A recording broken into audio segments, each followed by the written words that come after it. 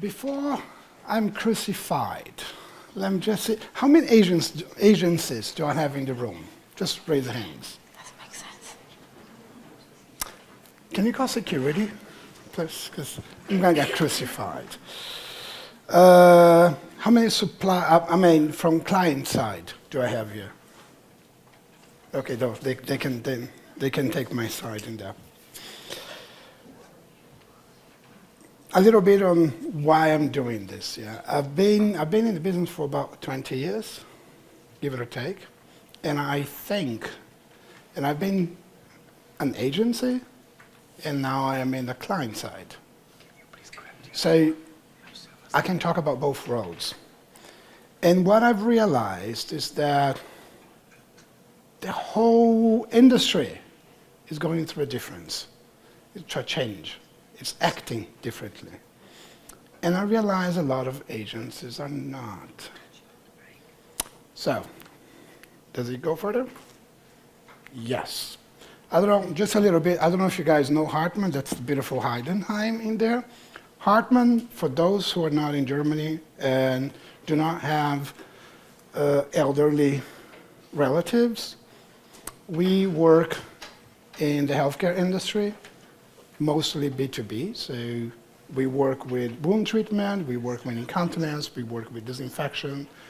We are present in about 37 countries, over 2 billion euros in sales. We're big. And being big, as a lot of the companies that are here, has a disadvantage. We have a matrix environment. And as I said, we have about 11,000 employees, one market researcher. 5 divisions, one market researcher. And when I took the job with the intention of being the voice of the customer. Exactly because I came from agency, yeah? So just a little bit on myself. As I said yesterday, I am a psychologist by training, focused on management and marketing specifically, went to Harvard for strategic business, and worked in the US, in UK, in Italy, you name it.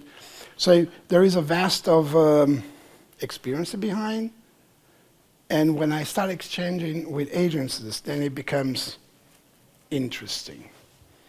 Because when I joined, what I heard the most of all agencies, from all companies, I'm not grilling agencies just yet, I'm just grilling companies, is, do we really need this? Do we really need market research? I mean, I've been doing this forever. I know how it works. I mean, do I need you to go to whoever, tell me how I have to do my business? And I asked them simple questions. I asked them, tell me your trends, tell me your needs, tell me about your market, tell me about your competitor. And everything comes from here, gut feeling. Jessica, I'm very sorry. I'm absolutely aware it was before your time. What comes next? So, we all deal with, whose market research here answers to marketing? Or where is your department sit on? Mine, I sit under controlling. Completely odd, but I sit under controlling. Because I own not only market research, but I own data. And because I own data, I own controlling data, financial data. So I benchmark both ways. So when I talk money. Most people talk marketing, and they say, it looks great, you know? I have a communication material that I'm going to pull out, it looks great. My marketing department says it looks great, so let's do it. How many of you speak Spanish? Okay, so for a few of you, it's going to be very interesting. This is American Airlines. Really interesting leather seats when flying was, you know? And the marketing just said, vuela en cuero. And for those who do not know what vueling means flying naked. So marketing department said it's good. And then I have Electrolux. Very famous. Nothing sucks like an Electrolux, right? You were not there. I'm quite sure you were not there before. But these are the little things that, because we do a great job, and we have great marketing department, we don't need market research. And then we walk around, and you think that is just one example. There is several examples that I can go over and over and over and over and over. Just because I know what I'm doing. I've been in the business for forever. No, gut feeling. Remember that, gut feeling. To be honest, this one is really not good. Just say McDonald's. If there anyone from McDonald's here, please go to Yes, sorry. Yes is a city in the States. Really, that's not a joke. Go there and, at the end of the day, what happens is, what value do we bring? Why do we exist at all? We hit the sweet spot of value. But my question for you is, what's the value? I think this is a very known slide. It's called the research iceberg. Yeah? Here is whoever, is your product manager, is your boss, is your managing director, is your CEO telling, look what's happening. And this is you. You are the one who's going to go to the gutter and try to find what's going on, what happens. But the issue for me here is that you are never alone. You're always with an agency. Despite of being corporate market research, you're always with an agency. Is there anyone that does completely DUI? Didn't think so. But then I ask, okay, why do I need, what's the importance for corporate market research? Why do we need you? I had to answer this question myself 2 weeks ago. Yeah? Decision making, problem tracing, focus on the customer, and understand the difference in marketplace. Market changes all the time. We don't live in the world that we were 20 years ago when I started. I started pen and paper, qualitative questionnaire, and now we go to VR. What a world. So, before I set the world on fire, let's think about a market researcher at an agency. Yeah? Typical day. What's a typical day? The guy makes about $60,000 to $70,000 dollars a year. He's there looking into how I'm going to collect the data, how I'm going to design data, how I'm going to present this to the client. I have a different situation. I teach at university. For those who are familiar with Baden-Württemberg, they have a system called Duale Hochschule, which is a partnership between companies and universities where they mixed up.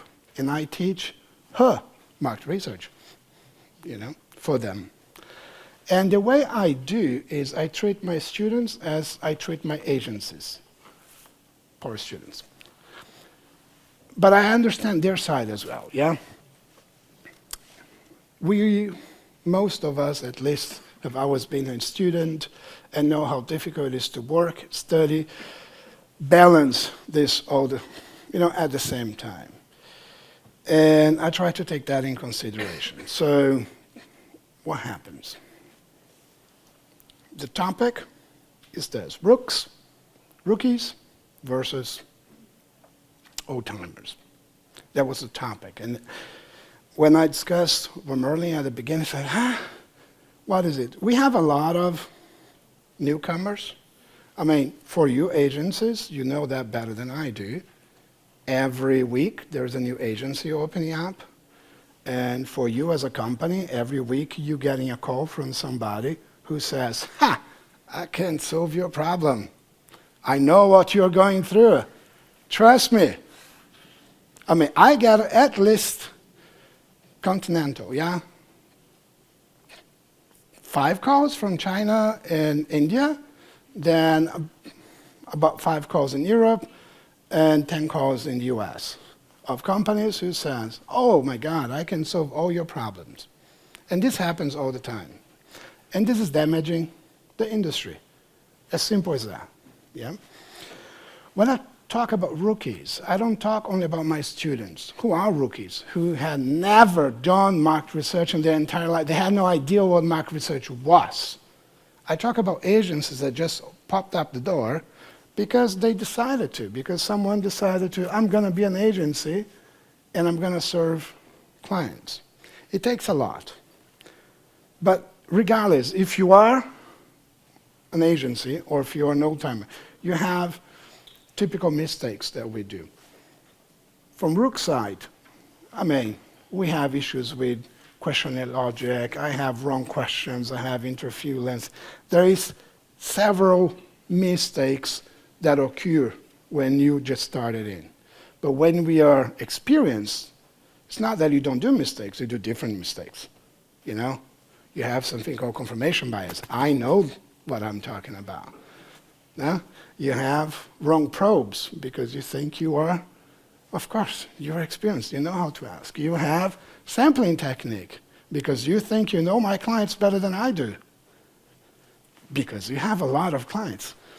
Because you have double-barreled questions. And this is something that I see over and over with highly paid agencies, you know, heavy-handed moderation. This happens very often. And then I decided, okay, let's see, is that a problem that I can solve? Teaching is a problem that you can solve. How can I make the students, or how can I make the new market researcher less probed to mistakes? The HBW Heidenheim is a fantastic place if you want to, if you have kids, if you're in Baden-Württemberg. What they do is they take, the companies take students in. They spend 6 months doing, 3 months doing work at the company, whatever work it is, 3 months studying, 3 months work, 3 months, so there is this mix. At the end, the ultimatum is that they come out of the university with work experience. I grew up in Brazil and the States, and when I came to Germany, for those who live in Germany, will be very similar to that, my curriculum was already full, and I was just 30.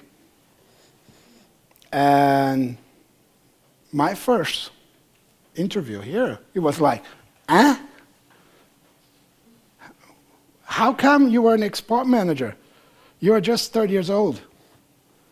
Because in Germany, you go to school, you leave school with 24, 25, you do your math. So you're going to start your work experience mostly 25, 26, 27.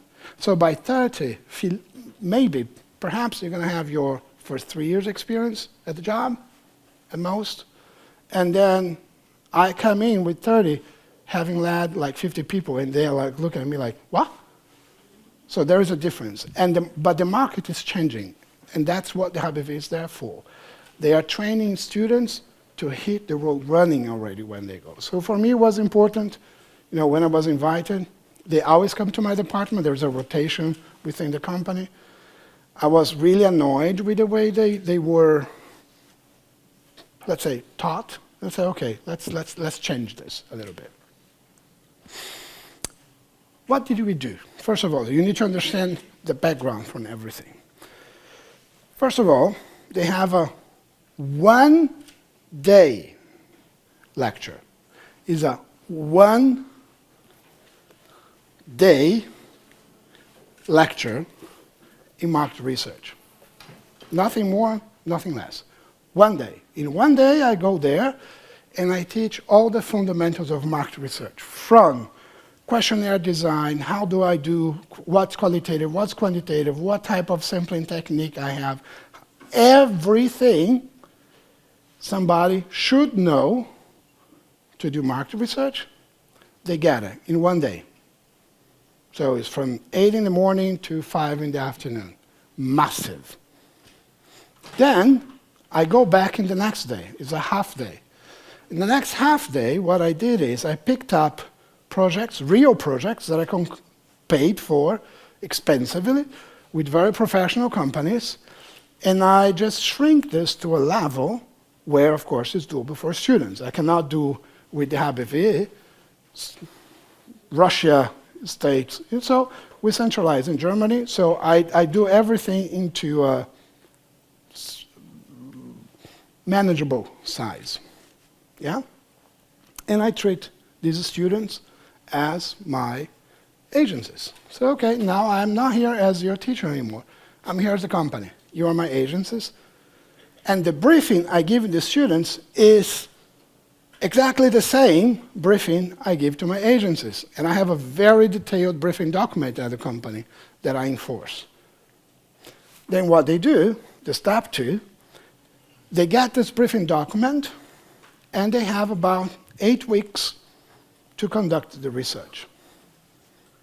And after 8 weeks, I go back and I say, okay, 8 weeks they will have one lecturer, one teacher that is at the university. Will help them to go through. You know, if they have questions, they always come back to me. But they have just 8 weeks to do everything by themselves, which means they know the questions I want answered, so they will develop the questionnaire themselves. I'm not helping them develop the questionnaire. I'm not helping them analyzing. I'm not telling them how I'm going to do the sampling technique. They're going to do themselves everything. Step 4, I go there, and they come with a report. Now, so this was the first report that they sent. Of course, it's a university. It's not a company. So there's a lot of theory involved. So that's the first one from 2018. That's the second one from 2019. The difference between the two is that on the 2018, what I did is I divided the class in 2 with the same product, with the same briefing. It was interesting, but I decided last year to up the game. And what I did is I picked up a product that we carry, is self-diagnostics. I mean, for women, most self-diagnostics, you know, is pregnancy tests. We have different ones, gluten intolerance, iron deficiency, etc. So I looked into this market with OTC, it's easy to get it. And we divide the groups in 4 groups, and each group got 1 test. And the rest of the briefing is exactly the same as the agency. What they delivered me is on par with very professional agencies. Very professional agents. I'm not talking about backyard agents. I'm talking established agents with some agencies that these companies work for that I know because I know their clients as well. Some of the companies here work with the same agents that I worked. And my students were able to deliver something that is just on par on the quality. Why? That's only my question. Why I'm going to pay 30, 40, 50, 60,000 for a project when I go to university and I get the same stuff? That's the first thing that comes. I'm not dismeriting the value of the agency. We're going to get there. But this is a question that if I were an agency, I would be thinking very hard. We are in an age today, do yourself is very important.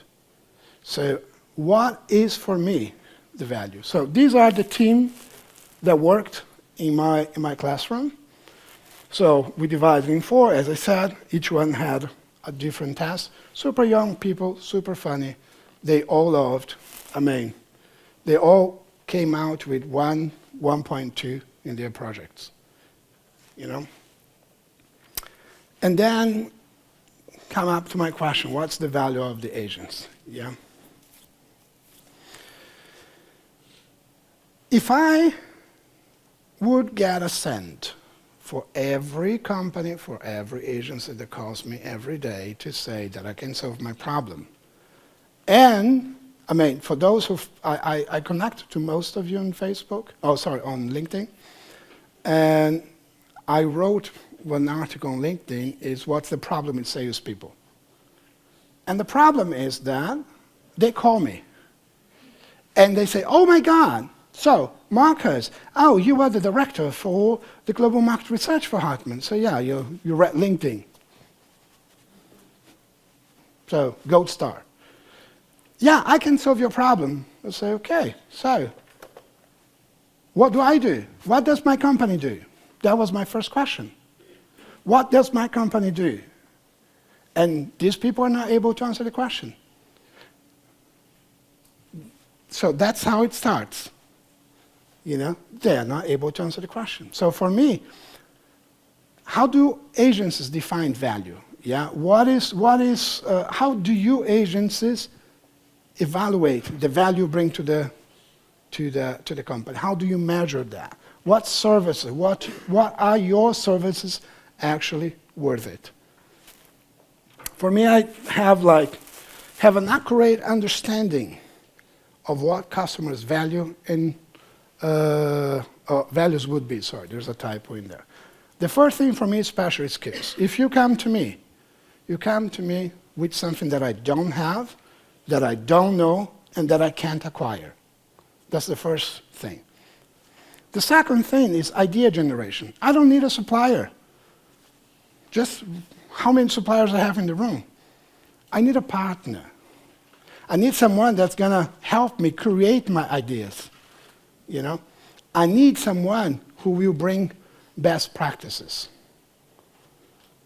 You guys have contacts, agencies have contacts with loads of clients. So, give me best practices. What am I missing? Offer me an independent perspective. I can be a damn hard prick and completely wrong in my statement. And you have the obligation as an agency to come to me and say, you shush, you don't know what you're talking. I need agencies that do that. Not, yeah, we can do. The yes, we can do perspective does not work anymore. Because at the end of the day, if it hits the fan, who's to blame? Yeah? What else can I deliver as an agency? Now I'm wearing the agency hat, yeah? Educate. You guys have it. So educate. Talk about the best practices you have, you know? Connect. You work with so many industries. And if you hear something interesting, if you think you can connect your clients with something, this is added value that I, from my department, perhaps I cannot. I'm a natural networker, but not everybody is. Trusted source. If you tell me you do something, you know, do something and promise and show me, you know, show me the white paper, show me, even this morning I was okay, do you have any white paper, any case? Because that's relevant material for us buyers. Upskill your team. If you're gonna put your team to sell, make sure they are up to date. They know who they're talking to, they know the company they're calling, they know when to step back, because sometimes insisting on something, you break it, because that happens, I don't know, for the supplier side of it, how often it keeps calling. Last and not least, keep it personal, you know. If you guys do business in Japan, it's the other way around. Personal is everything. Bring it to a personal level.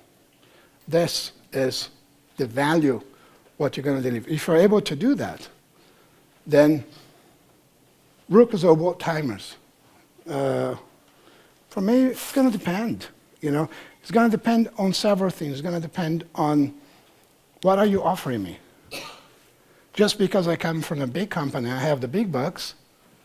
You know, I have P&G in the room. I have Ericsson. Nothing sexy like an Ericsson, I can tell you. That's really awesome. Truly not intended, but, you know. These companies, today, budget is not just to give away. So my question is, that's something for me that's very interesting for agencies. Electric light did not come from the continuous improvement of candles. So you need to change the way you work. You want to keep on business, that's it. Questions?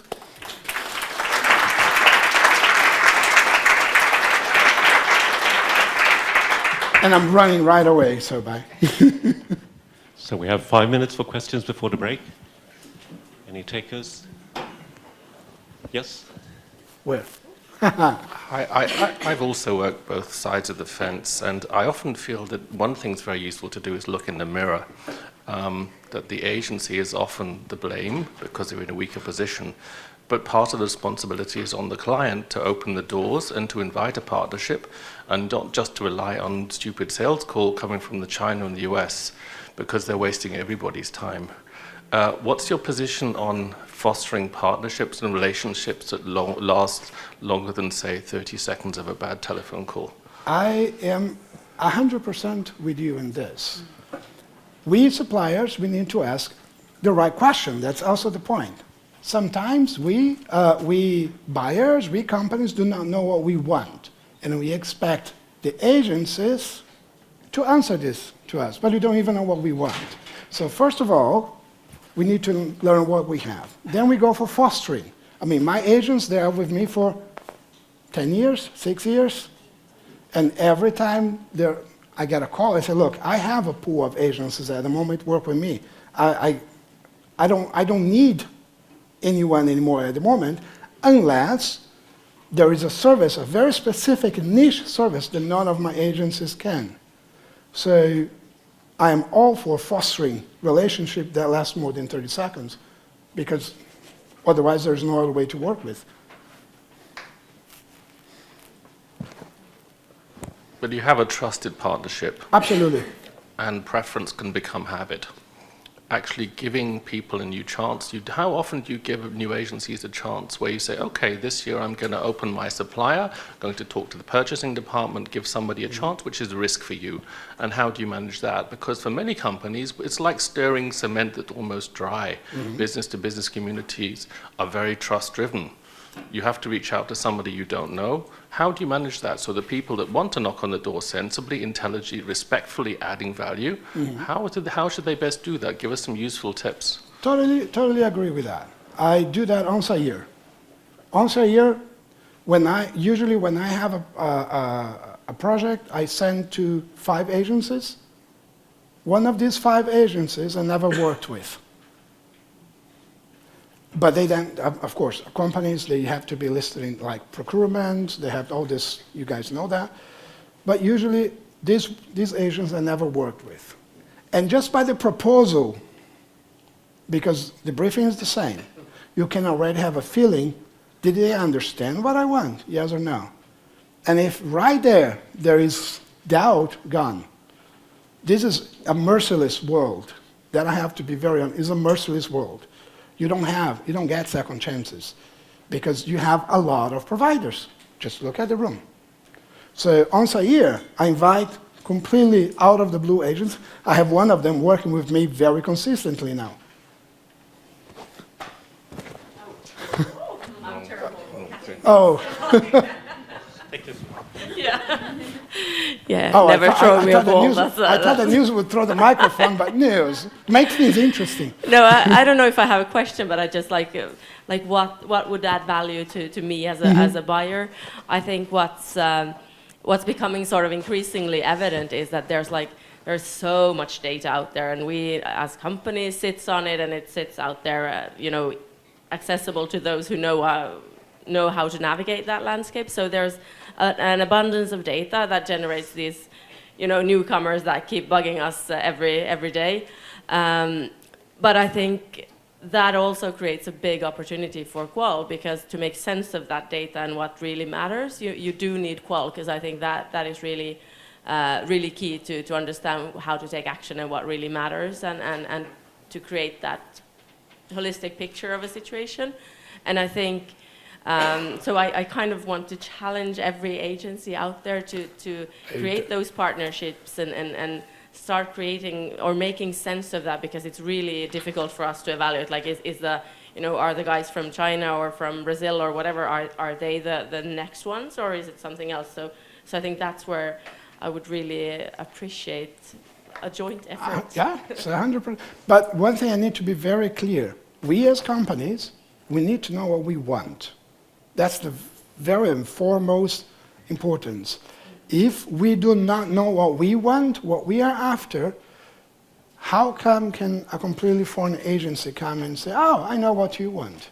So this for me has to be something that has to be clear for us. No stones, no nails on the cross.